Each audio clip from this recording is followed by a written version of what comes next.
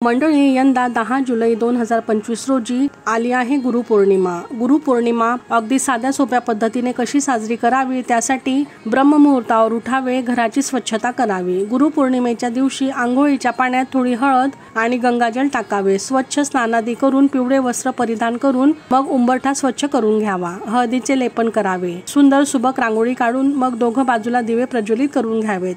त्यासोबतच देवघरातील पूजा ही आपण करावी।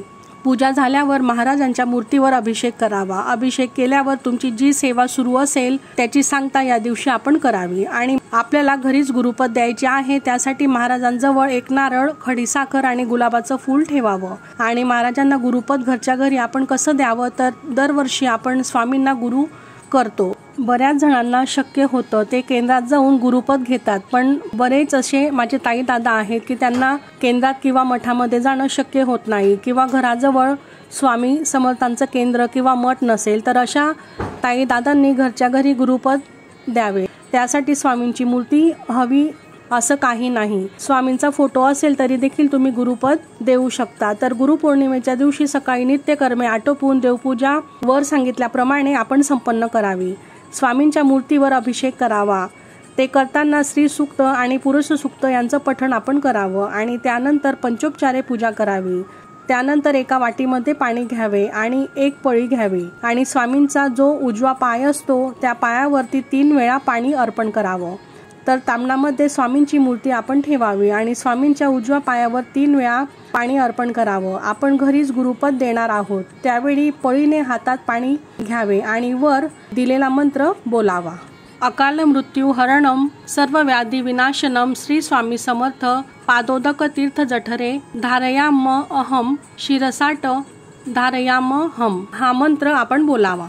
मंडळी, ज्यावेळी तुम्ही केंद्रामध्ये जाऊन गुरुपद द्याल त्यावेळी तेथील सेवेकरी तुमच्याकडून ही सेवा करून घेतात आणि एक नारळ, गुलाबाचं फूल सोबत आपण न्यायचं असतं। आणि घरीच जर तुम्हाला गुरुपद द्यायचं असेल तर एक नारळ, त्यावर गुलाबाचं फूल ठेवून देवघराजवळ मूर्तीसमोर बसून ही सेवा आपण करावी आणि ही प्रार्थना म्हणावी की हे स्वामी महाराज, पुढची गुरुपौर्णिमा येईपर्यंत तुम्ही आम्हाला सेवेकरी बनवा। आमच्या मागच्या सर्व समस्या, दुःख, संकट यांचं निवारण करा आणि आमचा योग क्षेम तुम्ही चालवा। तुम्ही सर्व काही गुरु आहात। आई वडील, बंधू, सखा हे सर्व तुम्हीच आहात। 5 प्रकार आहेत: गुरु, सद्गुरु, परमगुरु, परात्पर गुरु आणि गुरुतत्व तुम्हीच आहात। आजच्या गुरुपौर्णिमेपासून तर पुढच्या गुरुपौर्णिमेपर्यंत नित्य सेवा जी आहे ती आमच्याकडून करून घ्या, अशी प्रार्थना आपण गुरूंसमोर करावी।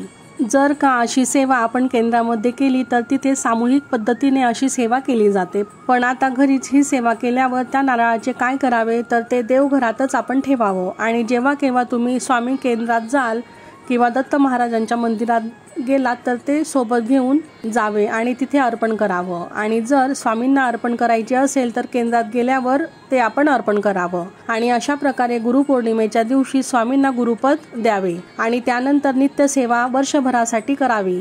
गुरुपद दिल्यानंतर स्वामी सेवेमध्ये आल्यानंतर तुम्हाला स्वामी सेवा नित्यनेमाने करावी लागते। मासिक धर्म वगळता सोयर सुतक असल्यास तेवढे दिवस वगळता नित्य सेवा स्वामींची तुम्हाला करायची असते। आणि जर सुतक असेल तर गुरुपद देता येणार नाही, पण जर मासिक धर्म असेल तर मनातल्या मनात गुरुपद देता येते। मनातल्या मनात महाराजांना गुरु मानून मानस पूजा करावी। तर अशा प्रकारे घरच्या घरी अगदी साध्या सोप्या पद्धतीने गुरुपद हे देता येईल। गुरुपौर्णिमा ही वर्षातून एकदाच येत असते, इतर दिवशी स्वामींना गुरुपद हे देता येत नाही। तर मंडळी, अशा प्रकारे गुरुपद कसं द्यावं याविषयीची माहिती आपण पाहिली। तर कसा वाटला तुम्हाला आजचा व्हिडिओ? आजची माहिती कमेंट करून नक्की सांगा आणि अशाच माहितीपूर्ण व्हिडिओसाठी चॅनलला सबस्क्राईब नक्की करा। श्री स्वामी समर्थ।